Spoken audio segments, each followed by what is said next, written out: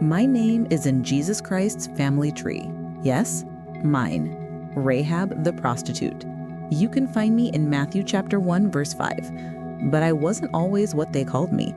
Let me tell you how I went from the depths of shame to becoming the ancestor of kings. I was once just Rahab, wife and daughter.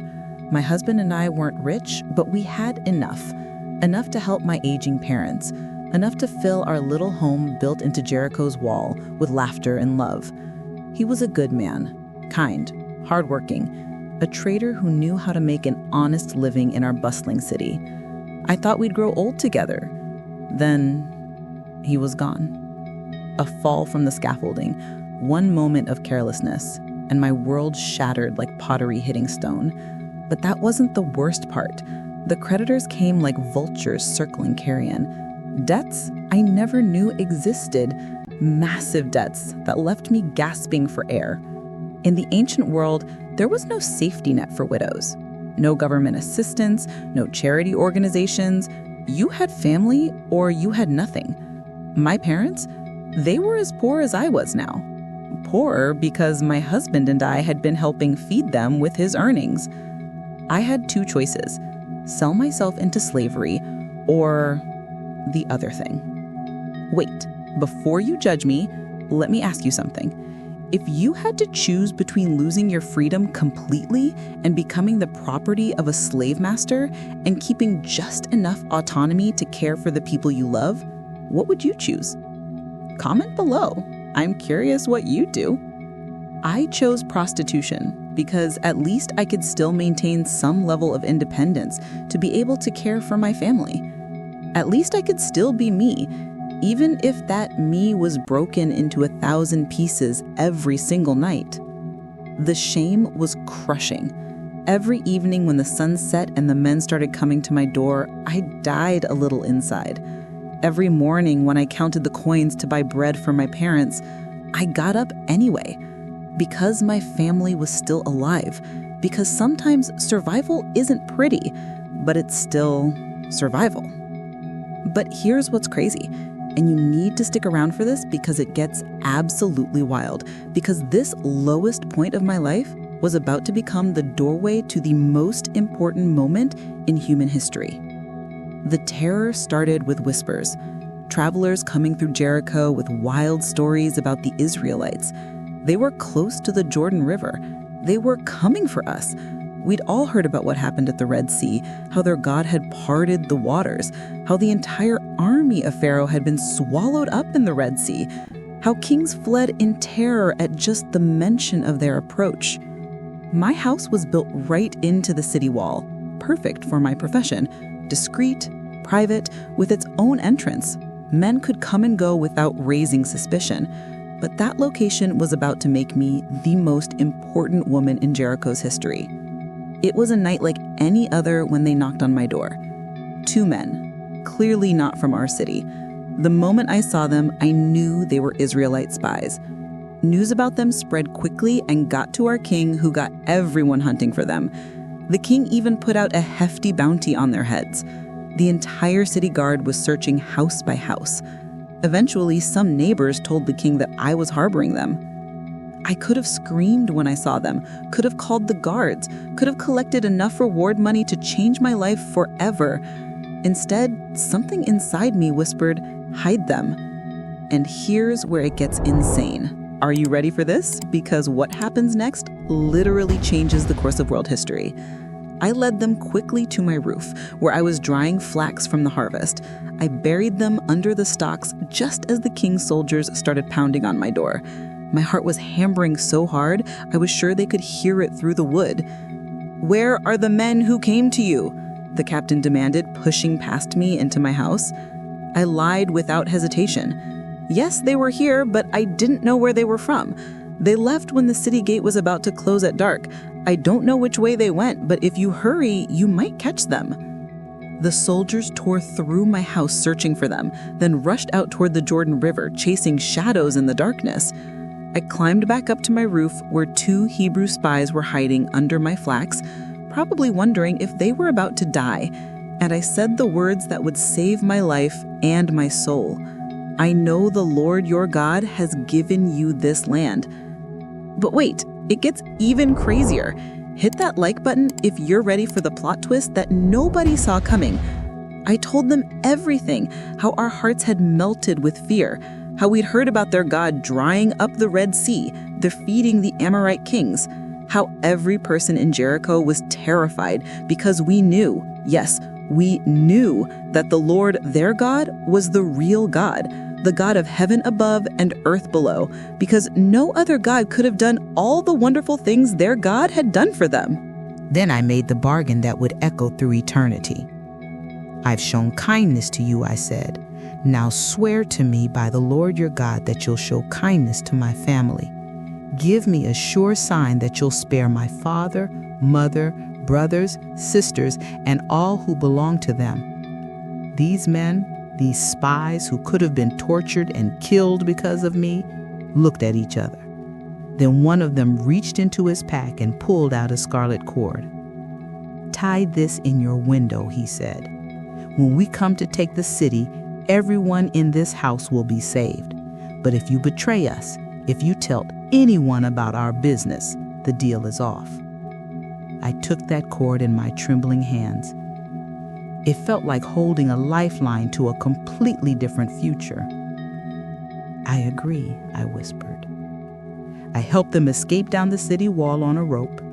I told them to get to the mountains as quickly as they could so our soldiers would not find them. I told them to hide in the mountains for 3 days, during which time I knew that the soldiers would have given up and returned home, and then they could safely return to their camp.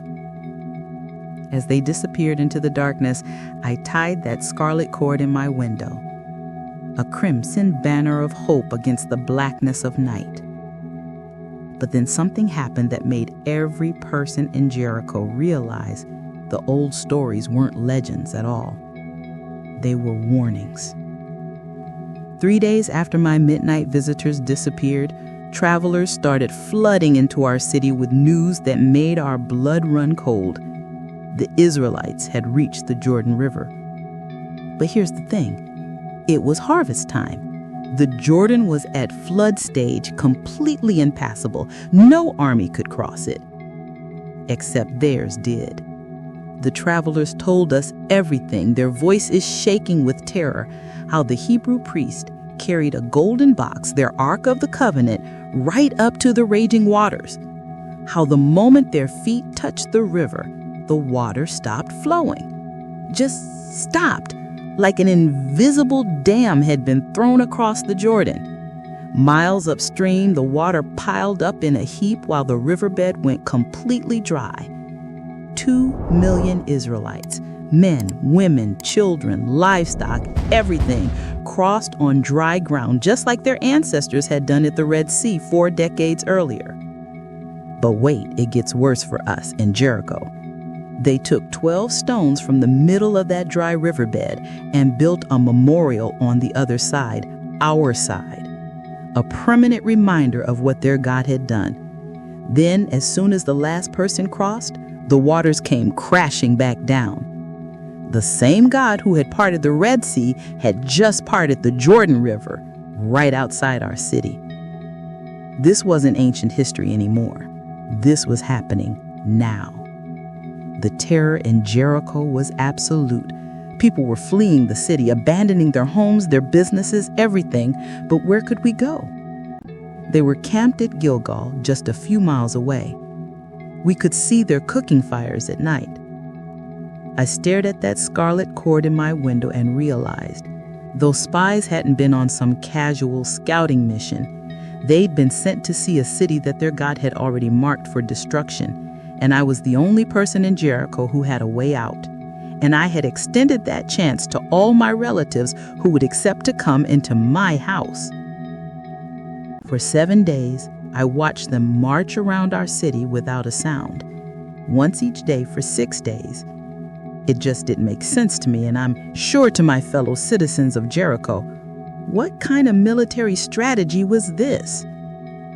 Anyway, I just ensured that that scarlet cord hung from my window like a prayer made visible.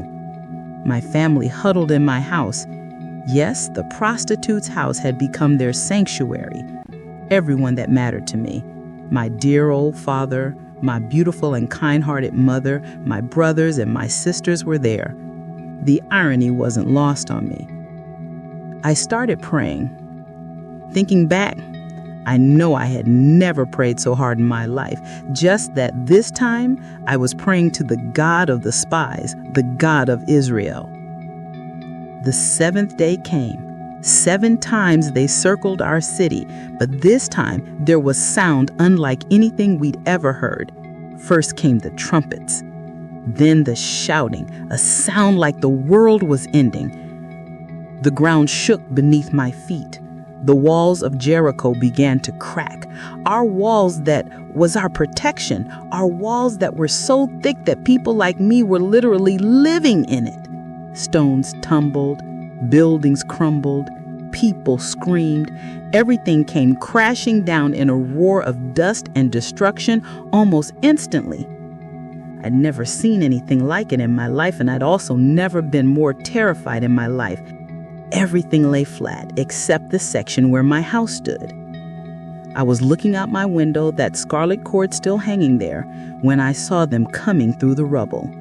The 2 spies I'd saved, keeping their promise. They pulled us from the wreckage of our old life into their camp, and suddenly, I wasn't just Rahab the prostitute anymore. I was Rahab the Hebrew, Rahab the saved, Rahab the woman with a future. But if you think that's where this story ends, you haven't heard anything yet, because what happens next will blow your mind. Make sure you're subscribed, because you don't want to miss how this gets even more incredible. I married Salman. Some say he was one of the spies I saved.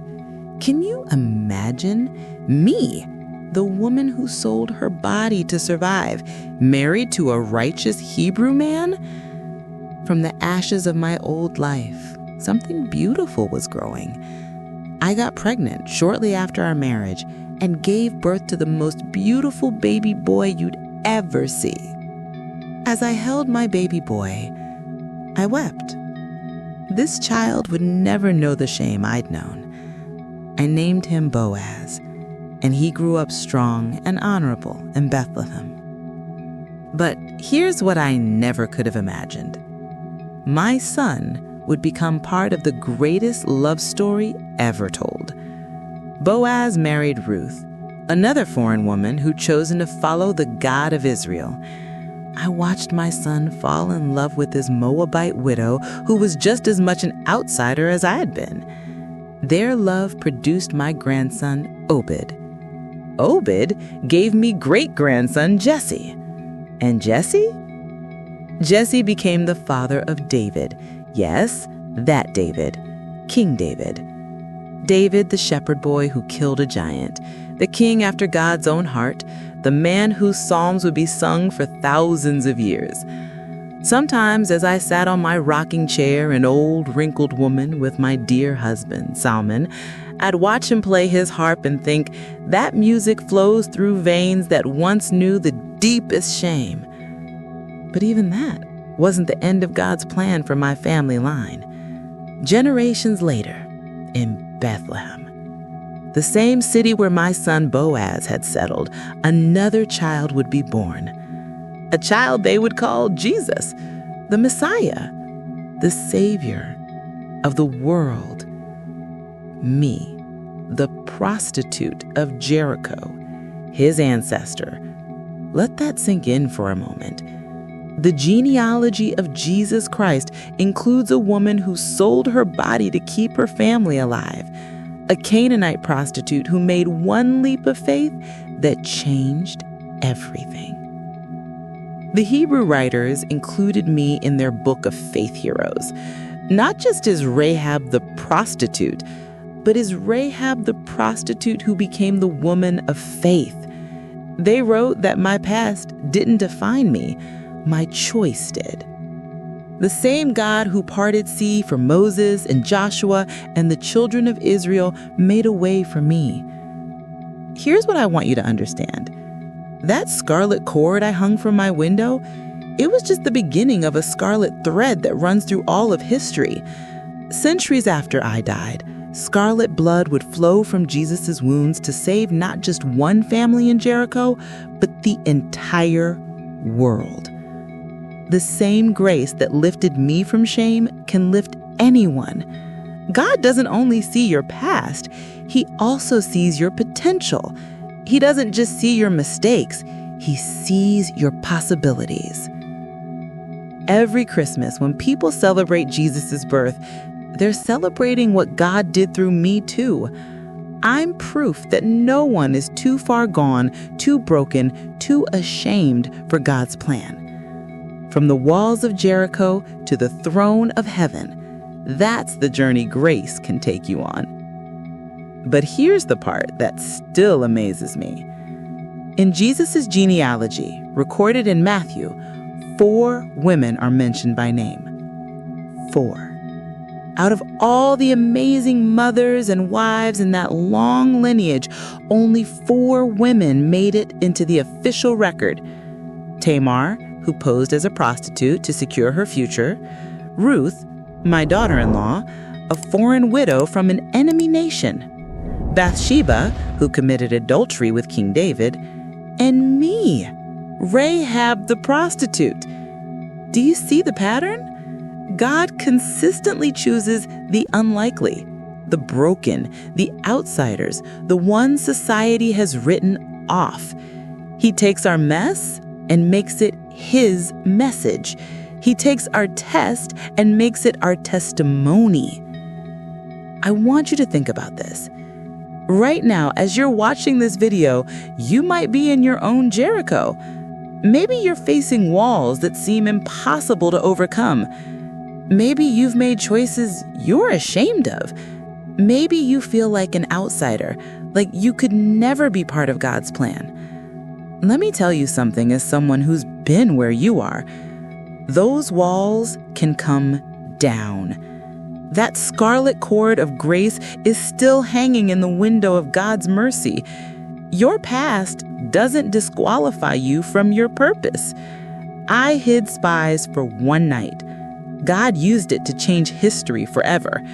Your one act of faith, your one moment of courage, your one leap of trust, your one decision. You have no idea how far the ripples will spread.